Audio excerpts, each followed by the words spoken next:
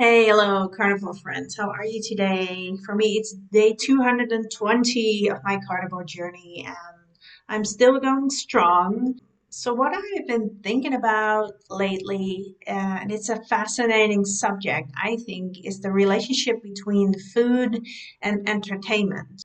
Let's say you go way, way back when we were hunter-gatherers, and when was at that point food entertainment?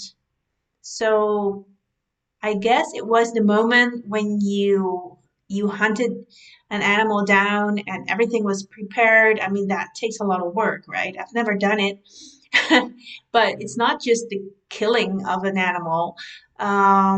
It's also the preparing and everything that goes, with that. But let's say there's a moment when everyone's sitting, gathering around the gatherers hall. That's something different. But they gather around the fire, and the first slice of meat is going towards your mouth and you have that first bite. I think that should be like a form of entertainment because you your body will react with a sense of happiness and a sense of joy, and probably will give you the message like, yes, we made it, we can survive, and we're still alive, and you're feeding yourself, and we're going to be fine. So I think that probably gives some form of release of dopamine or endorphin or whatever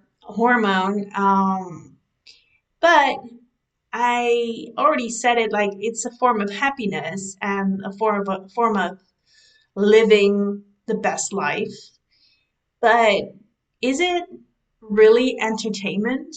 Because I think entertainment comes after you've been fed, and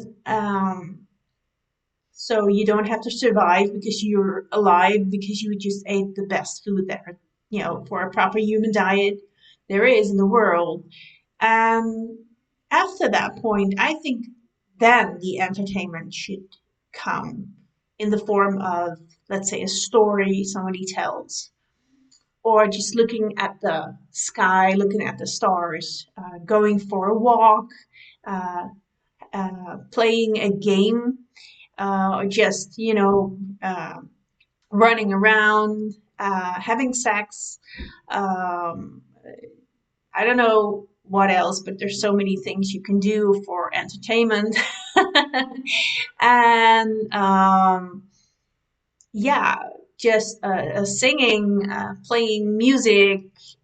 So, at what point did food become entertainment? Well, I think that's the point where you look at the carbs. I think that when we started eating a lot of carbs and all the processed foods, skipping way, way, way, or forwarding way, like to the modern day, uh, I must say that my life personally used to evolve around food being entertainment. And it wasn't just like an hour. It could be like my whole day would evolve around food entertaining me. It would just be also the anticipation of having food, buying the food, making the food, eating the food, and afterwards, I don't know, talking about it. It's a whole level, such a different level. When you look at, I compare these days, I compare the supermarkets with Disneyland. If you look at the packages and the colors, it's a form of entertainment. Even just buying them and saving up money for that treat, and all the names that are involved, Snickers, Mars, I don't know, Milky Way, the coconut, all the names that all the packages have, that's also a form of entertainment. And the association with all the let's say all the minions that are on the packages from the movies, and just go to Disneyland. What was I looking forward to the most was the entertainment part of the food, not the Disney characters or the rides. No, it's what are we going to eat at Disneyland? People going on cruises, the entertainment part is food. And that's just, I don't think food was ever supposed to be entertainment because when you are entertaining yourself, you are being imaginative and creative. What are you doing when you are opening a bag of chips and you're eating it? Is that very creative? No, it's not. So it's a really easy form of entertainment. Maybe the lowest form of entertainment is eating because um, it's just not creative. And I think we are creative beings. That's when we are um, in our elements, when we are making something or creating something, a joke, creating a joke, laughing, singing, creating music, creating a poem, creating a story. So I did notice like the times where I was at my most creative when I was writing songs. I really, if somebody offered me candy or cake or chips or whatever, I would be rejecting that because it would just distract myself from my creative process. And when I was feeling tired or bored or, just sad or um, you're not really feeling well, that's also the point where you don't really have any new ideas when you're down and out. It's just really easy to entertain yourself with food because it's just so connected. Yeah. So that's what I've been thinking about, and yeah, it's carnivore can be very confronting because with meat you can only like enjoy the first bites and the whole meal, but at some point you're full and you're finished, and then you know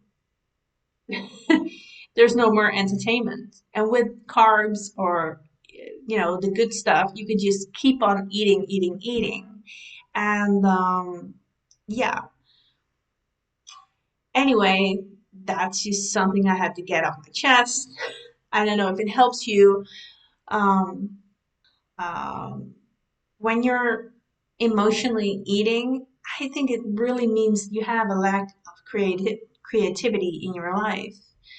Um, you know, it means that you have settled with the emotions that you have and you're not trying to change it. You just accept it the way it is. You're sad, you're lonely, you're feeling blue, you're down and out, you're just unhappy with your life. And what do? You start eating. And that's a form of, uh,